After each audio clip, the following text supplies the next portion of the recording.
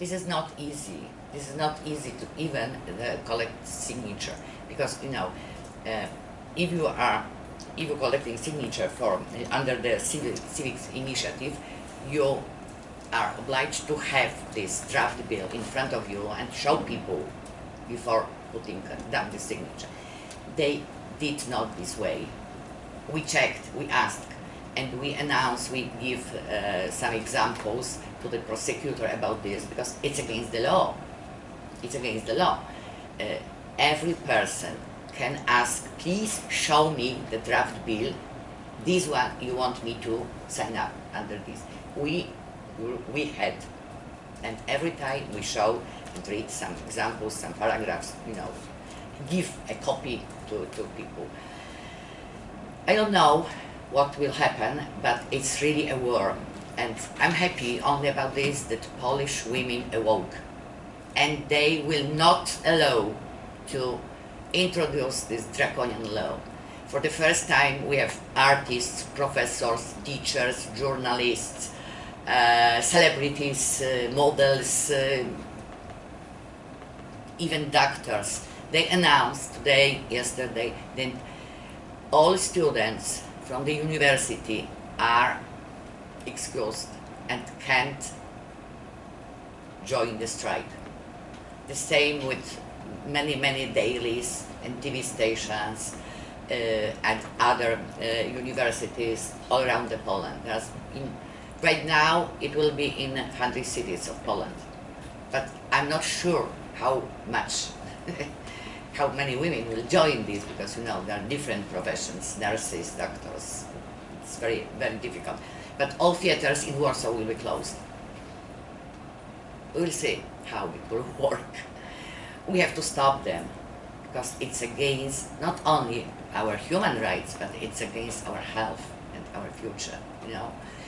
Can you imagine the situation when,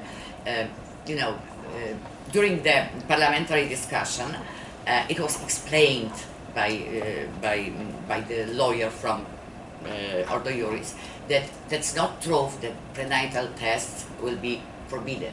No, they will be allowed, but only as a mean to rescue a child.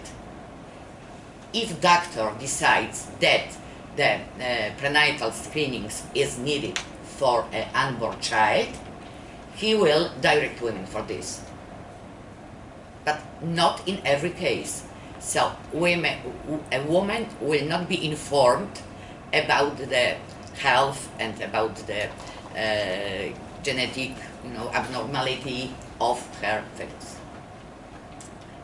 Even more, every woman with some suspicion that there is something wrong with her pregnancy will get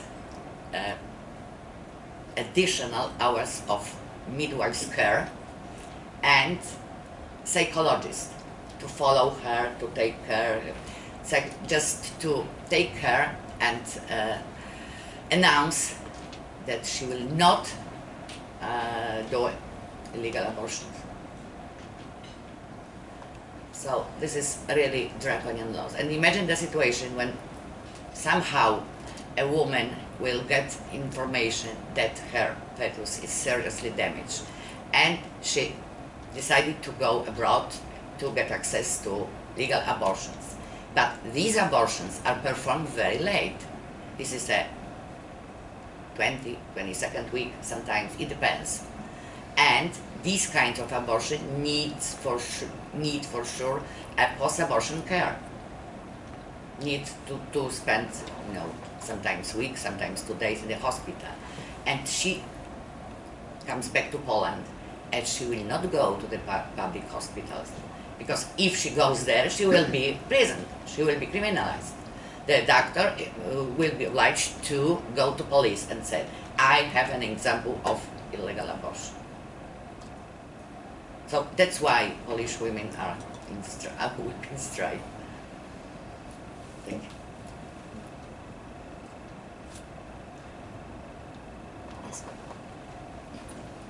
Hi, I'm Anna. I come from Ireland, but I'm here in personal capacity.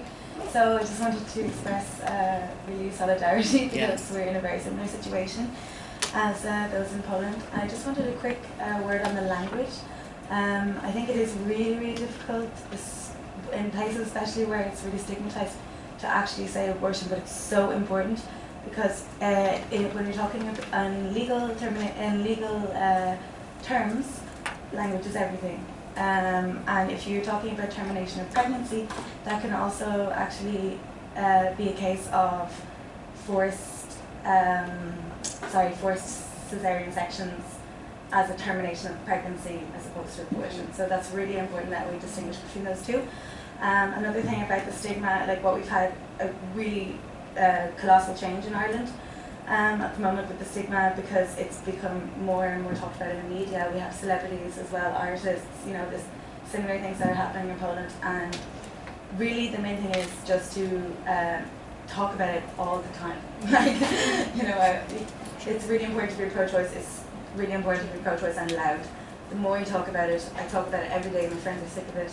Like, that's really. I have a friend who wears a bag that says, "I had an abortion." Like, it's really, really brave, but it's really necessary. So, but also I'd like to thank you so much for all of your presentations. They were very interesting and really important. So, thank you very much.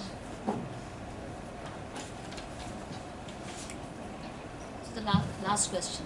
Hi, sorry, I know that we're moving towards the end, and I'd like to add a couple layers of complexity. Maybe I'll just leave it out there. Just kind of reflecting, I think, in terms of the ideological divide, it's very clear, but I think that there's much more there. So, like, I think when we start digging into the issues around abortion, there are questions of morality, but there's also questions of legality. And some people, I think the case that we heard earlier in terms of Poland, there are individuals that may say it's not moral, but it should be legal. It's a decision that I wouldn't necessarily make for myself, but someone else should be able to in X circumstances. So I think trying to move the conversation into the conversation about legal is very important. But also I'd like to reflect on the kind of generational gap that we seem to have as well. I think in different countries it can change, but certainly there is, in my own country, and I think many others, there's a younger generation that seems to see women's choice to make decisions about their bodies as very important, while an older generation perhaps doesn't feel that way.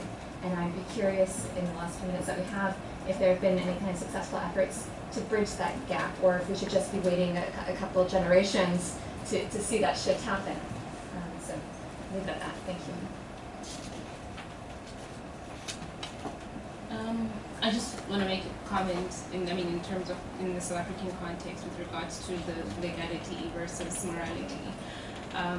We have legal in South Africa, right? And it's a very liberal, open policy. But then the implementation, then that's a different case as well. And that, I think, is as a result of the stigma and the moralistic approach, I guess, if I put it that way, from basically all levels, whether from government or from society or from a cultural, religious, social perspective. So I think as much as it is important to kind of shift as well the language of focus, but I think it's also important to understand the link between the two. And because for me, South Africa is for me, it's just personally, it's a very complicated case, and it's a very interesting case. So I just wanted to make a comment in that regard.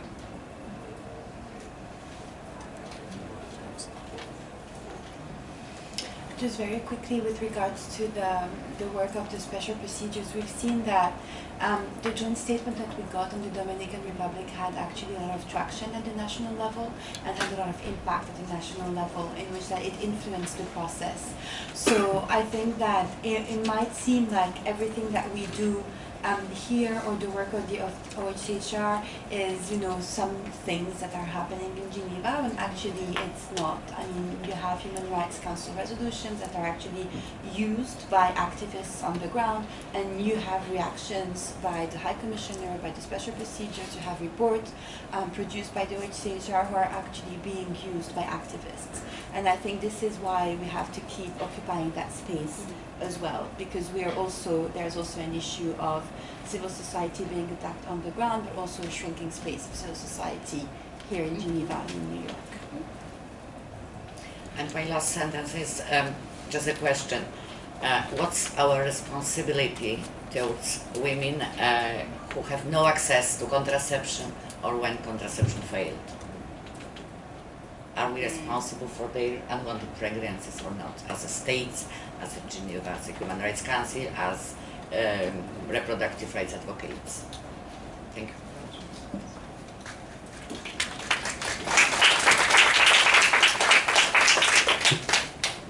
Okay, I think on that note we will end. But we are very happy that 3 UN experts, the chair, rapporteur of the working group on the issue of discrimination against women in law and in practice, the special rapporteur on the right to health, and the special rapporteur on torture and other cruel, inhuman and degrading treatment or punishment have actually said, very recently, I think yesterday or yesterday, we join our voices to the strong and brave ones of many non-governmental organizations which have called for safe abortion worldwide by requesting that 28th September be made an UN official International Day on Safe Abortion. Such things really very encouraging, and we hope the HRC will march forward and be one of the champions along with civil society for safe abortion. Thank you everyone for attending, and special thanks to the Permanent Mission of the Republic of Slovenia for co-sponsoring this event. Thank you very much.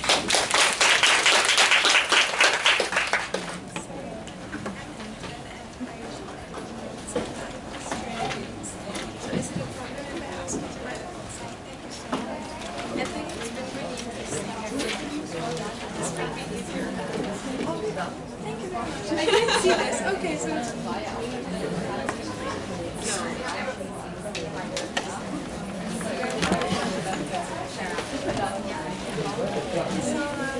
So